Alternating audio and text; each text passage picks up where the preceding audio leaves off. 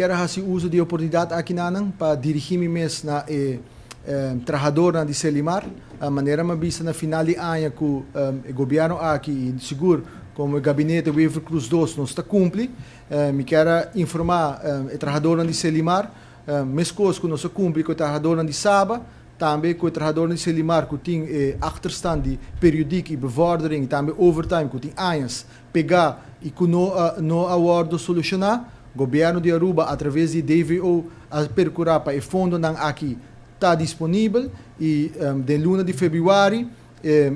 deve que tem com o trabalhador de Selimar também o ordo pagar e de forma aqui nós seguir cumprir com nosso capital humano. Então me quero informar o trabalhador de Selimar que deve estar o ordo pagar na fevereiro de ano aqui nanan e assim aqui também viaja mais nós está cumprir com nosso dever, cumprir com o trabalhador nós cumprir com o sono de sábado de 2023 e a nós está cumprir com o trabalhador de Selimar também ainda que dependendo do trabalhador de Arubus por isso também nós está trabalhando ribe solução